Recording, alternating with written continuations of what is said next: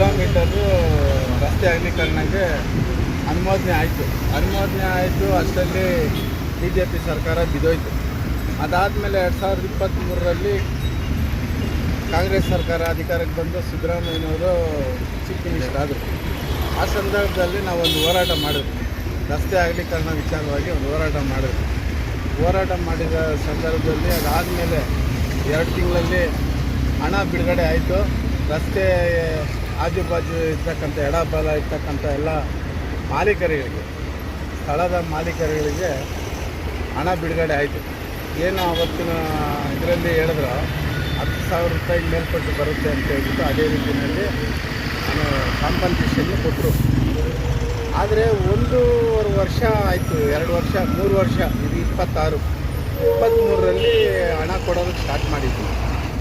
ಈ ಒಂದು 10, 15, 20 ಹಿಂಗೆ ಕೊಟ್ಕೊಂಬರ್ತಾಯಿದ್ರು. ಕೆಲವು ಕೇಸುಗಳಿರೋಂಥದ್ದನ್ನು ಕೋರ್ಟ್ನಲ್ಲಿ ಅವರು KRDCL ಡಿಪಾರ್ಟ್ಮೆಂಟ್ ಇಲಾಖೆಯಿಂದ ಕೋರ್ಟ್ನಲ್ಲಿ ಆ ಅಮೌಂಟ್ ಅವ್ರದ್ದೇನು ಅಮೌಂಟ್ ಇದೆಯೋ ಅಲ್ಲಿ ಕೋರ್ಟಲ್ಲಿ ಇಟ್ಬಿಟ್ರು.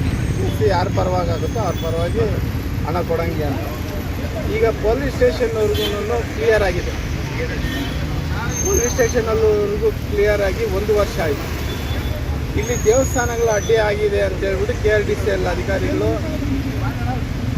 ಸರ್ಕಾರಕ್ಕೆ ಮತ್ತು ಈ ಕ್ಷೇತ್ರದ ಶಾಸಕರಿಗೆ ವಿಷಯ ತಿಳಿಸಿದವಾಗ ಇಲ್ಲೇ ನಾವು ನಿಂತಿರ್ತಕ್ಕಂಥ ಜಾಗದಲ್ಲಿ ಆಂಜನೇಯ ಸ್ವಾಮಿ ದೇವಾಲಯ ಇತ್ತು.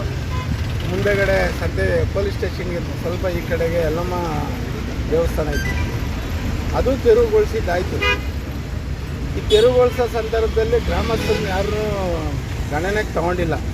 ಏಕಾಏಕಿ ಬಂದರು, ಅವರೇ ಪೂಜೆ ಮಾಡಿದ್ರು, ತೆರವುಗೊಳಿಸ್ಬಿಟ್ರು. ಏನೋ ರಸ್ತೆ ಅಗಲೀಕರಣಕ್ಕೆ ಅಡ್ಡ ಆಗ್ತಾಯಿದೆ ಅಂತ. ಆಯಿತು ಏನೋ ಮಾಡಿದ್ರೆ ಒಳ್ಳೇದಾಗಲಿ 4 ಜನಕ್ಕೆ ಅಂತ ಹೇಳ್ಬಿಟ್ಟು ನಾವು ಗ್ರಾಮಸ್ಥರೆಲ್ಲ ಸುಮ್ಮನೆ. ಈಗ ತೆರವುಗೊಳಿಸಿ 4 ತಿಂಗಳಾಯಿತು, 5 ತಿಂಗಳಾಯಿತು. ಒಂದು ಯಾರು ಗುತ್ತಿಗೆದಾರರು, ನಾಗಭೂಷಣ್ ಅಂತ ಗುತ್ತಿಗೆದಾರರು, KRDCL ಅಧಿಕಾರಿಗಳು ಬರ್ತಾರೆ. AW ಮೇಡಮ್ ದಿನ ಕಾರಲ್ಲಿ ಹಿಂಗೆ ಬರ್ತಾರೆ, ಹಿಂಗೆ ಹೋಗ್ತಾರೆ, ಎಲ್ಲೋ ನಿಂತ್ಕೊತಾರೆ, ಒಂದು ಫೋಟೋ ತೆಗೆದು ಅವ್ರ ಗ್ರೂಪ್ಗೆ ಹಾಕ್ಬಿಟ್ಟು ಹೋಗ್ತಾ ಇರ್ತಾರೆ.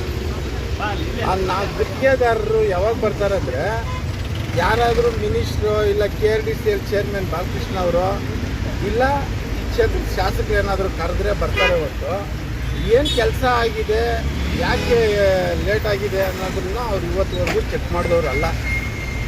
KRDCL ಅಧಿಕಾರಿಗಳು ಯಾರನ್ನೂ ಚೆಕ್ ಮಾಡಿದವರಲ್ಲ.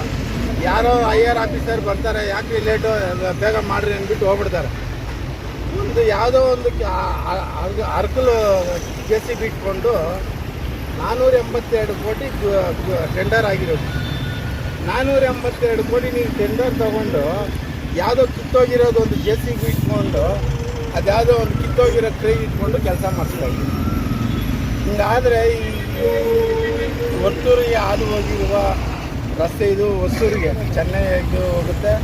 ಈ ಕಡೆ ನೋಡ್ರೆ ಇವತ್ತು ಒತ್ತೂರು ಮುಖ್ಯ ರಸ್ತೆ ವಾಹನ ದಟ್ಟಣೆ ಹೆಚ್ಚಾಗಿದೆ ಮತ್ತು ಕಾಮಗಾರಿ ಕುಂಠಿತವಾಗಿದೆ.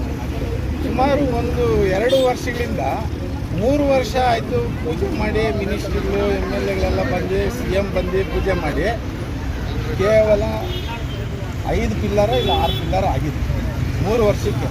ಅಲ್ಲಿಗೆ 6 ತಿಂಗಳಿಗೆ 1 ಪಿಲ್ಲರ್ ಮಾಡಿದ್ದಾರೆ.